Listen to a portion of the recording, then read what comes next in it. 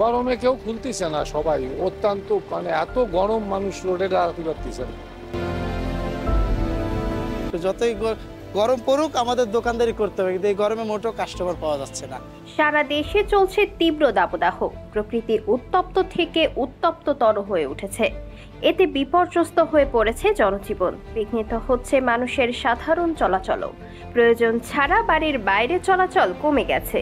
ইতোমধ্যে সরকার সব school college এক সপ্তাহের জন্য বন্ধ ঘোষণা করেছে, কিন্তু এই তীব্র দাবদাহের মধ্যেই কাজের তাগিদে বের হয়েছেন বিভিন্ন শ্রেণী পেশার মানুষ।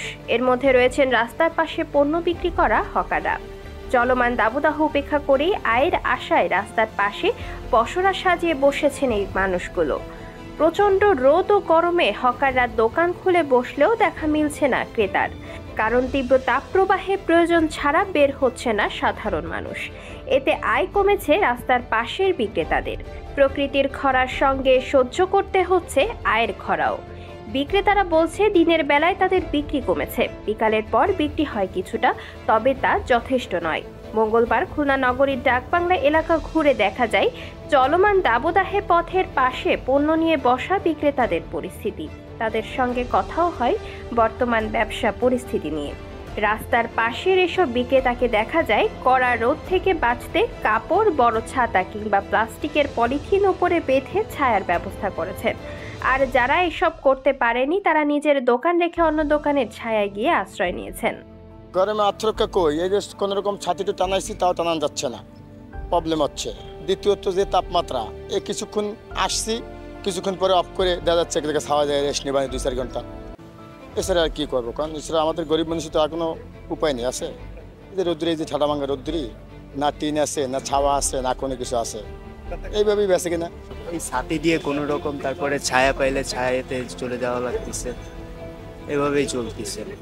আর এই গরমে তো কাস্টমার তো আসে না। রোদ্দুরি লোকজন বার হয় না, হ্যাপি বেচা কিনা মেলা খারাপ ভাই। আমরা এই হালকা যা বসতে বসতে অভ্যেস হয়ে গেছে, এর জন্য সেরাম আছি।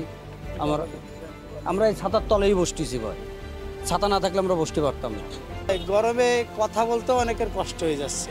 আর আপনি যে রাস্তার পরিবেশ তো দেখতেছেন যে লোক যাতায়াত তো কম, লোক বাইরেই ঘর থেকে বেরোচ্ছে না। এর ভিতরে কাস্টমার কেমনে পাবো বলেন? সন্ধ্যার পরে যে কাস্টমার টুকটাক পায় ও তো কিছুই হয় না। গরমে কেউ খুলতেছে না, সবাই অত্যন্ত এত গরম, মানুষ রোডে দাঁড়াতে পারতেছে না।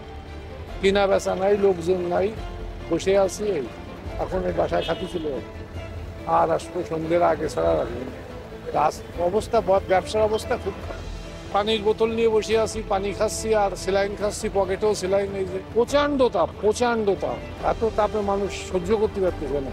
দেন দোয়ানটায় সিয়ায় যায় বসে রয়েছে। আমিও তো ডাকতেছি, এর মধ্যে আপনি এসে গেছেন। তো অভ্যাস হয়ে গেছে ভাই, আত্মরক্ষা বলতে কি এই গরমের ভিতরে অভ্যাস তো এখন বাধ্যতামূলক, কিছু করার নেই। ছাতায় যতটুকু সেফ হয়। তবে কবে এই দাবদাহ শেষ হয়ে বৃষ্টি নামবে, শীতল হবে নগরী, সেই প্রহর গুনছেন ফুটপাতের বিক্রেতারা।